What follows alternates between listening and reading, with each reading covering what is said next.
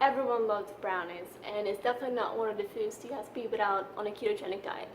I have tried countless of recipes over the years. I mean, I've been doing keto for almost 8 years. It's been a lot of brownie tries, and I think I've combined enough recipes to one that comes out really just perfectly cakey but still gooey and chewy, and I really like it. So I think you're gonna like it too. And I've had people who are not keto say that these were one of the best brownies they ever had, so they're pretty top notch. So for these perfect keto brownies, you're gonna need 3 large eggs. You're gonna need a stick of butter that's melted. You're gonna need about 2/3 of a cup of your sweetener of choice. I'm using erythritol monk fruit blend. You can use pure erythritol if you prefer. You are going to need some vanilla extract, and then we're going to need some almond flour, half a cup or so, 1/4 cup of cacao powder, and I want you to make sure you get a really good quality cacao powder that's 100% cocoa and no added, nothing else.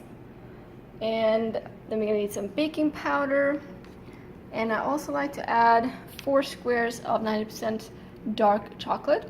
And I like it in small pieces, and one trick to do that is to put it in a small Ziploc bag.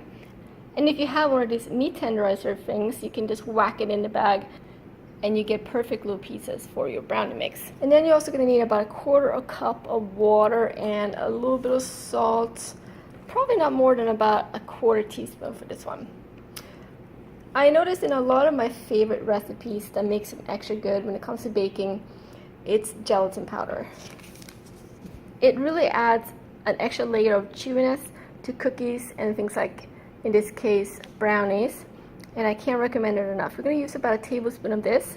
There's of course much better quality ones on the market you can use from grass-fed cows and all that stuff, but you know, it doesn't matter. You can use a cheap kind from the grocery store too. Go ahead and preheat your oven to 350 degrees, and you want to grease a pan 8 by 8 inches. In your mixing bowl, add 3 eggs, 2/3 of a cup of your sweetener of choice, your 1 stick of butter, and half a teaspoon of vanilla extract. And then go ahead and mix those ingredients really well together with a whisk. After you whisk those ingredients together, add half a cup of almond flour. I recommend you use the blanched ultrafine almond flour because it does give you a better consistency when baking. Add in 1/3 of a cup of cocoa powder. Then add in your tablespoon of gelatin. If you're using this particular kind, it's 1 envelope. Half a teaspoon of baking powder. 1/4 teaspoon of sea salt. Then go ahead and stir everything together really well. And also at this point, add the chocolate. Then you want to go ahead and add your batter to your pan. Over the years, I experimented with different types of flours. I used coconut flour, different amounts of things, and I think this is probably the best result so far. The coconut flour came out a little bit too dense for brownies for my taste, so I think almond flour is probably the ideal. Now you're going to put this in your oven that's been preheated to 350 degrees. The cooking time probably varies a little bit depending on what oven you have. 15 to 20 minutes. You're looking for a firm, kind of a little bit crispy edge, still a little bit loose in the middle, so not completely cooked through. Probably about 15 to 20 minutes, but keep an eye on it and check on it to make sure it's not too overdone.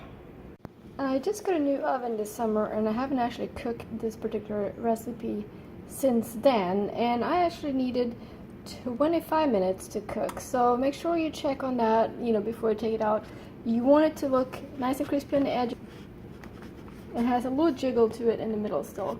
And definitely let it sit and cool off before you cut into it. The brownies came out just perfect how I like them. Chewy, cakey, and just awesome. I hope yours came out good too, and I hope you really enjoy this recipe.